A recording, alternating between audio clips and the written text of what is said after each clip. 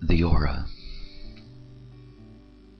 In the New Age, the term aura is something that, well, is used all the time. I see it in the newspapers. I see it constantly being associated with the impact of human beings. But so little about the aura is really understood. Most assume that the aura is an energy field that is given off by the form, rather than seeing that the aura is a full expression of and a controlling agent of the way in which the form is going to work. We do not have the same auras, as you will see. The first thing to understand about the nature of the aura is how big it is.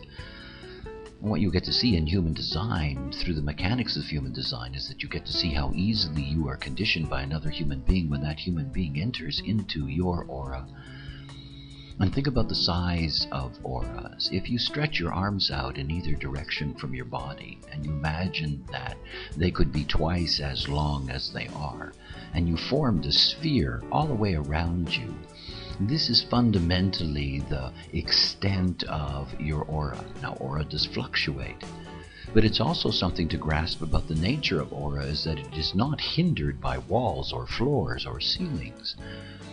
The reality is that when you are standing in a room in an apartment complex and you have a common wall that you share with a neighbor, the fact is that as you stand beside that wall, your aura is penetrating into the other space. Not only is it penetrating into the other space, but obviously it can be deeply impacted and conditioned if somebody is in that other space and they are connected to your aura. It is one of the things about entering into this process of discovering yourself, is understanding how important it is to protect your aura, particularly when you're sleeping. You know, it is one of the deepest recommendations of human design when you enter into this process of the experiment of strategy and authority, that you sleep in your own space, that you protect your aura from conditioning. Now, auras are not the same. They're not the same at all.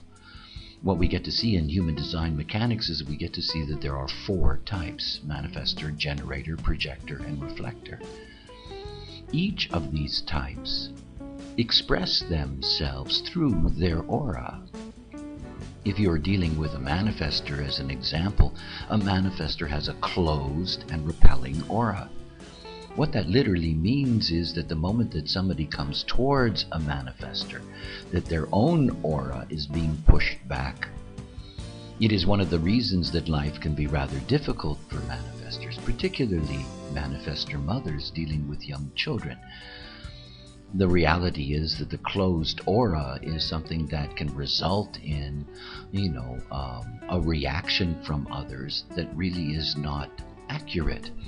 The inability to be able to approach the manifestor doesn't mean that the manifestor is unapproachable, but it is expressed in the aura, and you cannot change that. You can become aware of it as a manifestor. And in becoming aware of it, you can take so much of the burden of your social dynamic off of your shoulders.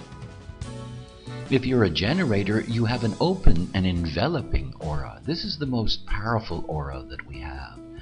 The generator aura, generators are the key to life on this planet. They literally generate the life force of the planet.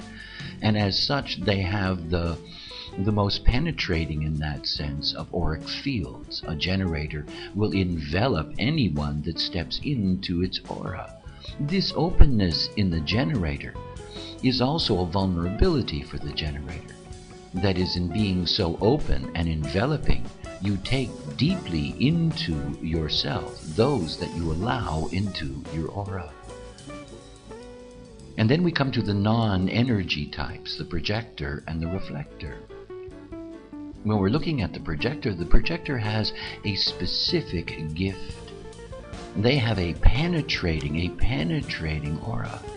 It is a specific gift of theirs. Their ability to be able to recognize the other is rooted in the way in which their aura penetrates the other, literally to their G-center, to their core. Yet at the same time, for the projector, because their aura is so focused, It means that they are deeply vulnerable to conditioning while they are focusing. It also means that when we are looking at the difference between a generator and a projector, we see that a generator's aura can take in many beings at the same time, while the projector aura is only designed to deal with one person at a time. And finally, we come to the reflector, and we come to this sampling aura, what I like to call the Teflon aura, the way in which the reflector tastes the world around it in order to discover what is out of place, what doesn't work, what is different. You see, type is not simply a matter of looking at the strategy and authority that arises out of the graphic on the piece of paper. It's about recognizing that your type is alive in your aura itself, and the way in which your aura operates is impacting everyone that you're going to meet in this life.